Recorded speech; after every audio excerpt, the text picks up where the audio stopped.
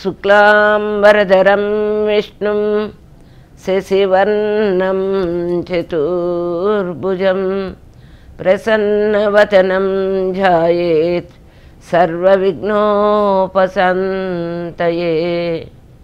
త్వమేవ మాతా చ పితా త్వమేవ బంధుశ్చ సఖా త్వమేవ విద్యా ద్రవిణం త్వమేవ సర్వం మమ దేవదేవ త్వమేవ సర్వం గురుదేవదేవ. ఈ ప్రపంచంలో సుఖదుఖాలు కష్ట నష్టాలు జరుగుతూ ఉంటాయి. ఆ జరిగినప్పుడు తల్లి పాదాలు పట్టుకుంటే మనలో ఉండే ఆ దుఃఖము కష్టము అమ్మ దగ్గరికి వెళ్ళినప్పుడు అమ్మ తీసేస్తుంది. ఎలా వెళ్ళాలి అమ్మ దగ్గరికి? అమ్మ దగ్గరికి ఏమక్కర్లే, ప్రేమతో భక్తితో ఆమె పాదాలు తలుస్తూ, తల్లి అన్నీ నీకే అర్పిస్తున్నాను, నాకు ఇంకెవ్వరు కనిపించటం లేదు, నీ పాదాలే నాకు కనిపించాలి అనే భావంతో తల్లి దగ్గరికి చేరినప్పుడు ఈ ప్రపంచంలో వచ్చే బాధలను కష్టాలను దుఃఖాలను తల్లి తీసేస్తుంది. ఎలా ఉంటుందంటే, మనం చంటి బిడ్డ ఏడుస్తూ ఉంటే వాడికి ఏం కావాలో చెప్పలేడు, కానీ అమ్మ కాళ్ళు పట్టుకొని ఏడుస్తూ ఉంటాడు. అప్పుడు అమ్మ తెలుసుకోకుండానే పిల్లవాడికి ఏమైందని చూసి వాడికి ఏం కావాలో అది ఇచ్చి వాడి ఏడుపు మానిపిస్తుంది. అలాగే మనం ఈ ప్రపంచంలో తిరిగేటప్పుడు మనకు వచ్చేవన్నీ అమ్మకు నివేదించుకుంటే అర్పణ భావంతో అప్పుడు అది సాధనగా మారుతుంది.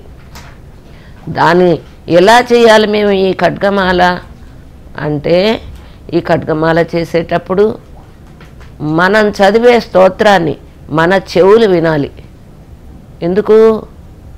మననం జరిగేటప్పుడు బయట శబ్దాలు వినిపించవు, అందుకని స్తోత్ర పారాయణ చేయాలి. దీనికి నియమాలు ఏమన్నా ఉన్నాయా? ఏ నియమాలు లేవు. అర్పణ భావంతో శరణాగత భావంతో తల్లి పాదాలు పట్టుకోవటమే ఆ నియమం. మరి దీనికి ఏమన్నా గురువు కావాలా? గురువు అక్కర్లేదు. నువ్వు కొన్ని నెలలు అర్పణ భావంతో శరణాగత భావంతో ఆ ఖడ్గమాల చేస్తూ ఉంటే ఆ దేవత ఆ తల్లి శ్రీ లలితా పరాంబిక మనకు గురువును పంపించి ఉచ్చారణ దోషం లేకుండా ఆ స్తోత్రం ఎలా చేయాలి, దానివల్ల ఉపయోగాలేంటో గురువు ద్వారా తెలియపరుస్తారు. అయితే దీన్ని దేనికోసం చేయాలి చెప్పాం కదా మనం ఇందాక, కష్ట సుఖాలు సుఖ దుఃఖాలు వీటన్నిటినీ దాటటానికి. అందుకని ప్రతిరోజు ఒక నియమం పెట్టుకొని ఒక టైం ప్రకారం మనకెవ్వరికి ఎలాంటి ఇబ్బంది లేకుండా ప్రశాంతంగా ఉన్న టైంలో కూర్చొని మనస్సు అర్పిస్తూ ఆ తల్లి యొక్క స్తోత్రాన్ని చేస్తే మన భవబంధాలన్నీ పోతాయి. ఇప్పుడు ధ్యాన శ్లోకం.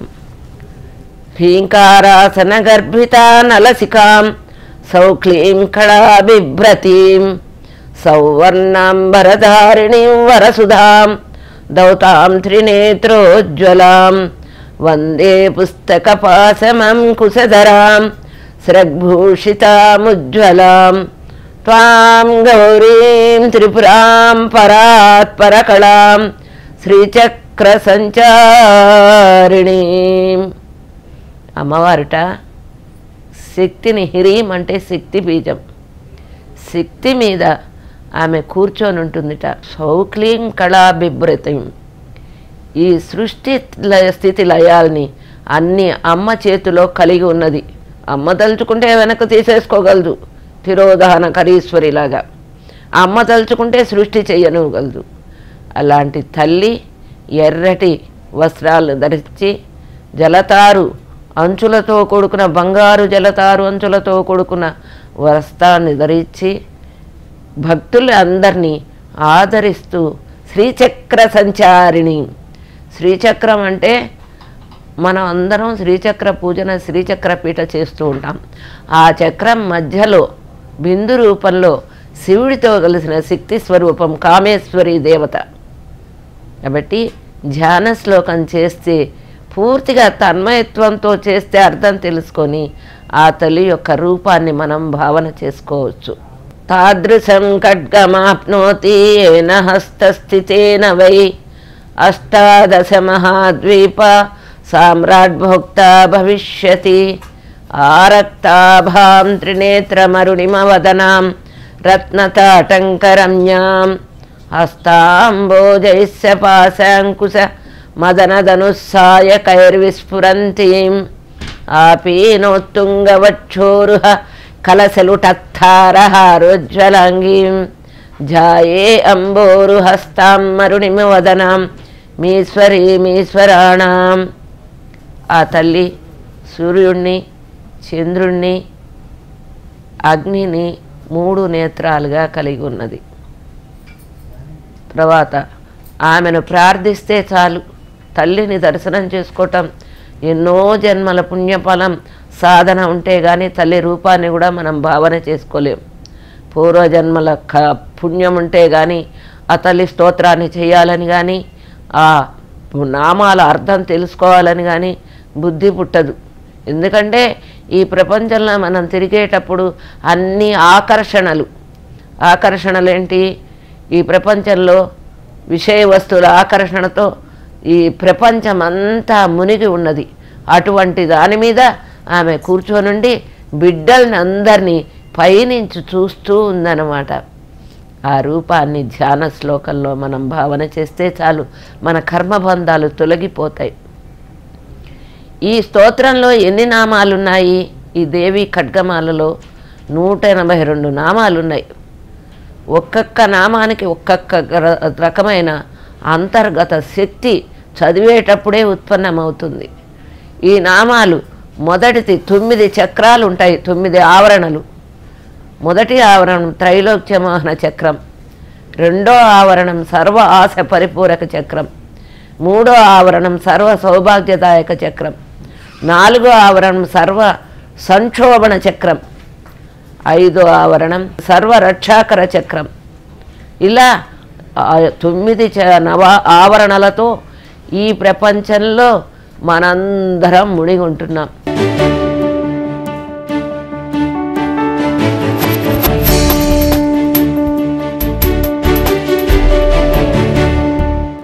ఎవరైనా ఇల్లు కట్టాలనుకోండి, ఏం చేస్తారు? ఒక ప్లాన్ తెచ్చుకుంటారు. ఆ ప్లాన్ తెచ్చుకొని కమిషనర్ దగ్గరికి వెళ్ళి అప్రూవల్ చేసుకుంటారు మున్సిపాలిటీలో. అలాగే మనం శ్రీచక్రం చాలామంది అనుకుంటారు ఇంట్లో పెట్టుకోవచ్చా, పూజ చేసుకోవచ్చా అని. శ్రీచక్రాన్ని పూజ చేయటం కాదు, ఒక్కొక్క ఆవరణ నుంచి మనల్ని మనం దాటటానికి అదొక నమూనాగా ప్రతీకగా పెట్టుకొని మనల్ని మనం మార్చుకోవటానికి ఆ శ్రీచక్రాన్ని పూజ చేస్తూ ఒక్కొక్క ఆవరణం దాటాలి. ఈ మొదటి ఆవరణం త్రైలోక్య మోహన చక్రం. ఈ ప్రపంచం అతి మోహాలతో ఆకర్షణలతో కూడుకొని ఉన్నది. మరి దీనిలో నుంచి బయటపడటం ఎలా? దానిలో ఎవరెవరు ఉంటారు? త్రైలోక్య మోహన చక్రంలో మీరు ఎప్పుడైనా శ్రీచక్రం చూసింటే చూడండి, 4 చతురస్రాలు, 4 వైపులా ద్వారాలు, మధ్యలో 3 వలయాలు ఉంటాయి, 3 రేఖలు. దానిలో ఒక్కొక్క వలయాల్లో ఒక్కొక్క చక్రం ఉంటుందన్నమాట. ఈ త్రైలోక్య మోహన చక్రంలో మొత్తం నమస్త్రిపుర సుందరి అమ్మవారు 3 లోకాలకు, 3 అవస్థలకు, 3 లోకాలంటే భూలోకం, భువర్లోకం, సువర్లోకం. జాగ్రత్త స్వప్న సుషిప్త అవస్థలు 3తో కూడుకున్నవన్నీ అమ్మవారి స్వరూపమే. వాటన్నిటి మీద ఆమె అధిరోహించి ఉంటుంది. ఇదే కాకుండా 3 కాలాలు, 3 కూటాలు. 3 కాలాలు అంటే ప్రాతకాలం, మధ్యాహ్న కాలం, సాయంకాలం. అదే కాకుండా వాగ్భవకూటం, మధ్యకూటం, శక్తికూటం. వీటన్నిటిలో ఇది మన శరీరానికి సంబంధించినవి కొన్ని, ప్రపంచానికి సంబంధించినవి కొన్ని. వీటన్నిటిలో అమ్మ అధిరోహించి కూర్చొని ఉంటుంది. ఇలాంటి త్రిపుర సుందరి దేవత జాగ్రత్త స్వప్న సుషిప్త అవస్థలంటే, జాగ్రత్త అంటే మనం నరుడిగా ఈ ప్రపంచంలో తిరిగే స్థితిని చెప్తుందన్నమాట. తర్వాత స్వప్నం, మనం పగలంతా తిరిగి రాత్రి నిద్రపోయేటప్పుడు కలలు వస్తాయి. మంచి చూస్తే మంచి కలలు, చెడు చూస్తే చెడు కలలు. ఇవి ఎందుకు రావాలంటే మన మనసు వాటిని స్టోర్ చేసుకొని నిక్షిప్తం చేసుకొని ఉంటుంది. అటువంటి జాగ్రత్త, స్వప్నము, సుషుప్తి, గాఢ నిద్రలో అయితే ఈ శరీరంలో 3 కాలాల్లో 3 స్థితిల్లో ప్రపంచంలో తిరిగేటప్పుడు మన జ్ఞానంతో కొంచెం తెలిసి తెలియకుండా బయట ప్రపంచంలో తిరుగుతూ ఉంటాం. జాగ్రత్త అంటే తెలివితేటలతో ఉంటాము. ఇది మంచి ఇది చెడు అని గోతి ఉంటుంది అనుకోండి, గోతిలో పడం మనం, ఎందుకంటే ఇది గోయి కదా, దీనిలో పడిపోతే లోపలికి వెళ్ళిపోతామని ధ్యాస ఉంటుంది జాగ్రత్త టైంలో. మరి స్వప్నంలో మనం వదిలేకుండా ఎక్కడో ఏదో చూస్తాం, అబ్బా భలే బాగుంది అనుకుంటాం, అది మర్చిపోతాం. అవే ఎవరో వేసుకొని అద్భుతంగా మంచి కంజలాగా అద్భుతమైన సౌందర్యంతో కనిపిస్తూ ఉంటుంది. ఇవన్నీ సద్బుద్ధితో ఉన్నప్పుడు సద్భావనలతో కూడిన కళలు వస్తాయి. అది స్వప్నం. గాఢ సుషుప్తిలో మనం నిద్రపోతూ ఉంటాం కదా, మన శరీరాన్ని ఎవరు కాపలా కాస్తున్నారు? ఎవరు కాపలా కాయటలేదు కదా. ఇంట్లో తలుపులన్నీ బిగిచ్చేస్తాం, తాళాలు పెడతాం, ఒక వాచ్మెన్ని కాపలా పెట్టి వెళతాం. మనం ఏమండి మేము ఊరికి వెళుతున్నాం, వాచ్మెన్ని పెడతాం. అలాగే మన ఈ శరీరాన్ని 3 కాలాల్లో ఆమెను పట్టుకున్నప్పుడు, అమ్మను పట్టుకోవాలి, మనం మా పాదాలు పట్టుకోవాలి. పట్టుకున్నప్పుడు ఆమె మనకు కాపలాగా ఉంటుందన్నమాట. నమస్త్రిపుర సుందరి అతి సౌందర్యంతో అతి తేజస్సుతో మనల్ని కాపాడుతూ ఉండే స్వరూపం త్రిపుర సుందరి. హృదయదేవి. ప్రతి వాళ్ళ హృదయంలో ఈ హృత్కమలం అంటారు. ఆ హృత్కమలంలో అమ్మవారి యొక్క స్వరూపం ఉంటుంది. ఇది ఎక్కడ? నమస్త్రిపుర సుందరి.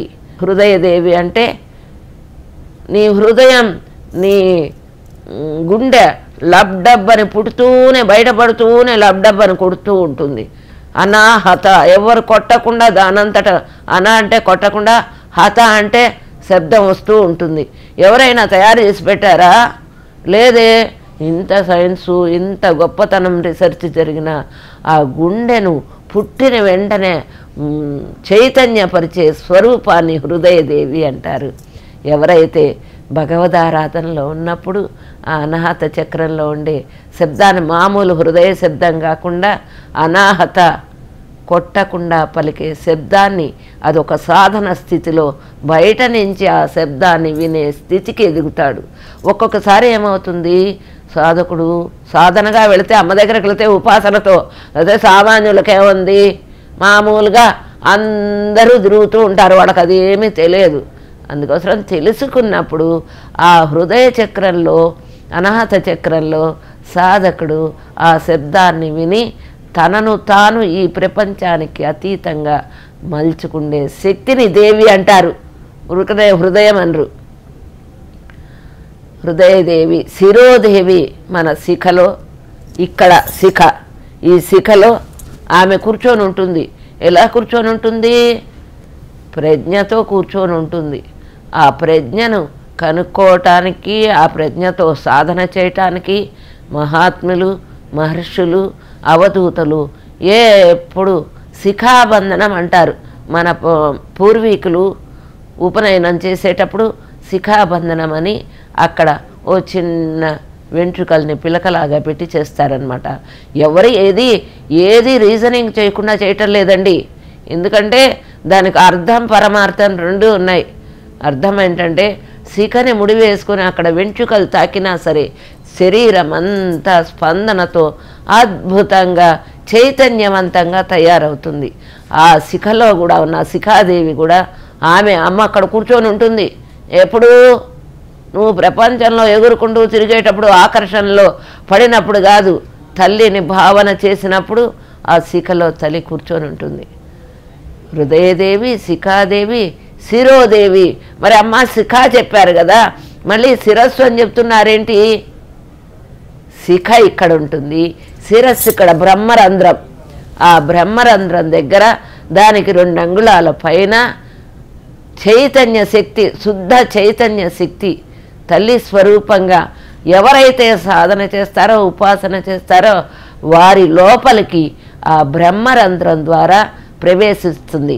అదే బిడ్డ పుట్టినప్పుడు చూడండి, బ్రహ్మరంధ్రం కూడా లేదు అంటారు. కొన్ని రోజులు కొన్ని నెలలు అయిన తర్వాత బిడ్డలకు అది పూడుతుంది. ఆ బ్రహ్మరంధ్రంలో నుంచి శుద్ధ చైతన్య శక్తి, తల్లి శుద్ధ చైతన్య శక్తి, ఆకాశంలో ఉండే శుద్ధ చైతన్య శక్తి శిరస్సు ద్వారా నీ లోపలికి ప్రవేశిస్తుంది. ఎవరు ఈ బయట ప్రపంచంలో బొమ్మలతో ఈ ఆకర్షణలతో వికర్షణలతో ఉన్నంతసేపు ఆమె రాదు. ఈ బొమ్మలతో ఆడుకోవటం, పిల్లవాడు బొమ్మలు ఆడుకున్నంతసేపు తల్లి పట్టుచ్చుకోదు. వీడు ఆడుకుంటున్నాళ్ళనే 4 బొమ్మలు బరేసిపోతుంది. ఎప్పుడైతే వాడికి తల్లి జ్ఞాపకం వస్తుందో ఈ బొమ్మలు ఎదులేసి అమ్మ కోసం ఏడుస్తాడు. అలాగే మనం కూడా ఆ తల్లి పాదాలు పట్టుకొని ఏడిస్తే అమ్మ మన దగ్గరికి పరిగెత్తుకొస్తుంది. ఎలా వస్తుంది? బ్రహ్మరంధ్రం ద్వారా వస్తుంది.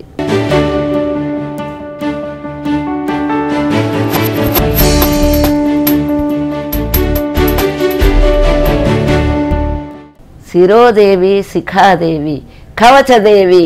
కవచదేవి అంటే కవచాలని ఇప్పుడు మనం సినిమాలలో వాటిల్లో చూస్తున్నాము. అర్జునుడు కవచం వేసుకున్నాడు, భీష్ముడు కవచం వేసుకున్నాడు. అవి కాదు. కవచము అంటే మన చుట్టూరా ఉండి మనకు రక్షణ కలిగిస్తూ కవచంలాగా. ఏమండి, నేను ఖడ్గమల్ల నామ పారాయణ చేస్తున్నా కాబట్టి నాకు ఇంకా ఎలాంటి బాధ లేదు, ఎందుకంటే అమ్మ నాతోటే ఉంటుంది కదా, నాకు కవచంలాగా ఉంటుంది కదా, రక్షిస్తూ ఉంటుంది కదా అనే భావన కలగాలి. ఇవన్నీ తెలుసుకోవటానికే మనం ఈ ఖడ్గమాల పారాయణ చేయటం. కవచంలాగా మనల్ని రక్షిస్తూ ఉంటుంది. చూడండి, ఎవరైనా కొట్టినా కవచం వేసుకున్నాం అనుకోండి, దెబ్బ అని తగలదు. వాడు కొట్టానని తృప్తి పడుతుంటాడు, వీడు నవ్వుకుంటూ ఉంటాడు, నాకేం తగలలేదే మా అమ్మ ఉందే నా దగ్గర అని. అలాంటి భావంతో కవచదేవి. హృదయదేవి, శిరోదేవి, శిఖాదేవి, కవచదేవి, నేత్రదేవి. నేత్రదేవి అంటే నా కళ్ళల్లో కూడా అమ్మ తేజస్సు కనిపించాలి. ఎప్పుడు తేజస్సు వస్తుంది? అమ్మని మనస వాచ కర్మణ త్రికరణ శుద్ధిగా నువ్వు ప్రార్థన చేయటమో శరణాగత భావంతో అర్పణ చేయటమో చేసినప్పుడు అమ్మ ఏం చేస్తుంది? తన తేజస్సు అంతా తన బిడ్డలకు ప్రసారం చేస్తుంది కళ్ళ ద్వారా. అందుకోసమని మనస్సుకు ద్వారాలు కళ్ళు. అందుకదా మనస్సు ఎప్పుడైతే నిర్మలంగా ఉంటుందో కళ్ళ ద్వారా తేజస్సును వ్యక్తం చేసే స్వరూపం కూడా అమ్మది. నేత్ర హృదయదే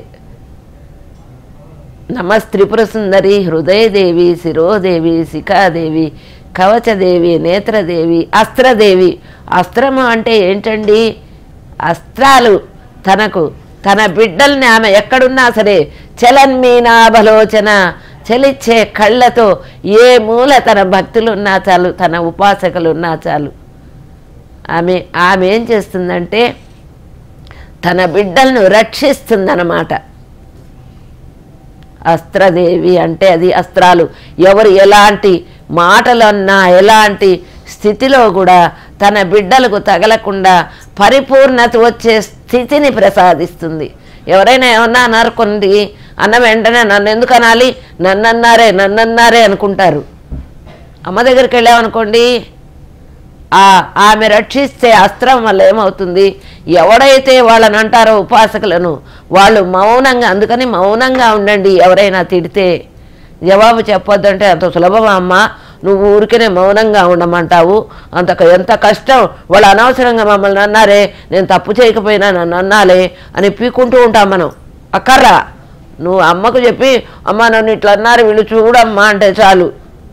ఎవరైతే ఏది వాళ్ళని అంటారో వాళ్ళకు వెంటనే జరుగుతుంది, తెలియదు పాపం అనేవాళ్లకు.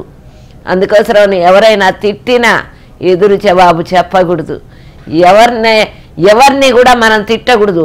ఎందుకంటే మన ప్రారంధం మనం తిట్టి వాడు తీసుకెళ్ళిపోతున్నాడు. మనమ్మ మనకు అస్త్రదేవిగా మనల్ని రక్షిస్తుంది కదా అస్త్రంతో. అలాగే మనం ఎవరిని తిట్టలేదు అనుకోండి, వాళ్ళ చెత్త మనం తెచ్చుకోలేం ప్రారంధాలు. ఈ రెండు చాలా కష్టమండి. ఈ ప్రపంచంలో తిరిగేటప్పుడు తల్లి యొక్క అస్త్రాలు పొందాలంటే కొన్ని నియమాలు పెట్టుకుంటే కానీ మనం ఆ స్థాయికి, అంతే కదా. అస్త్రాలు వేసేటప్పుడు వాడు కరెక్ట్ పాయింట్లో వేయాలి, కరెక్ట్గా గురి చూసి పెట్టాలి, ఇవన్నీ ఉంటాయి. అలాగే మన గురుత్వం తల్లి మీద పెట్టుకోవాలి, ఇతరత్ర ప్రపంచం మీద లేకుండా తల్లి మీద పెట్టుకోవాలి. శిరోదేవి, శిఖాదేవి, కవచదేవి, నేత్రదేవి, అస్త్రదేవి, కామేశ్వరి. కామేశ్వరి అంటే శ్రీచక్రం మధ్యలో ఉండే కామేశ్వరి కోరికలను తీర్చే స్వరూపము. మనం సద్భావంతో, సత్కార్యాలతో, సద్బుద్ధితో మనం ఏదైనా కోరిక కోరుకుంటే దాన్ని సకామము అంటారు. ఈ కోరికను కోరుకున్నప్పుడు ఆ తల్లి బిడ్డ యొక్క కోరికను ధర్మబద్ధంగా ఉంటే తీరుస్తుంది. ఆ తీర్చే స్వరూపమే కామేశ్వరి. భగమాలిని. ఈ ప్రపంచం చావు పుట్టుకలతో కూడుకునున్నది. దానిని ఆమె, ఈ చావు పుట్టుకలను ఆమె మాలగా ధరించినది. భగమాలిని అంటే భగమాలిని. నిత్యక్లిన్ని. నిత్యక్లిన్ని అంటే సర్వకాల ఈ తిథులు ఉన్నాయి చూడండి, 15 తిథులు అమ్మవారి స్వరూపంగా కలిగి ఉన్నది. భేరుండే. భేరుండే అంటే భయంకరమైన ఘోర స్వరూపము అని. ఎందుకు ఆమె భేరుండగా ఉంటుంది? తన బిడ్డల్ని ఎవరైనా హింసిస్తే ఆమె అతి రుద్రంగా రౌద్రాకారంతో వాళ్లకు కనిపించకుండా కష్టాలు బాధలకు గురి చేస్తుంది. అయితే ఈ ప్రపంచంలో ఇవన్నీ తెలుసుకోవాలని ఎవరు అనుకోరు కదా, గుడ్డిగా చేస్తూ ఉంటాం. గుడ్డిగా చేసేటప్పుడు సమర్పణ భావంతో ఉంటే చాలు, తెలిసే స్వరూపాన్ని ఆమె పంపిస్తుంది. తెలిసే స్థితిని మనకు ఎదిగేటట్టు చేస్తుంది. అందుకోసం ఈ దేవి ఖడ్గమాల నామార్థం చెప్పుకుంటున్నాము.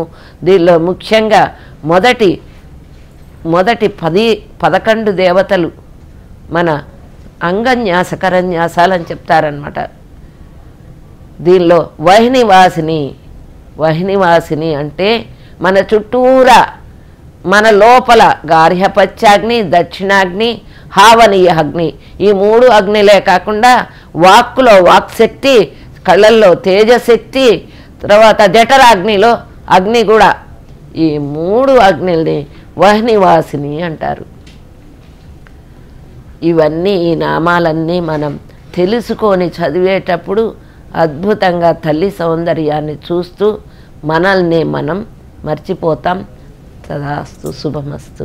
నెక్స్ట్ ఎపిసోడ్లో కలుద్దాం.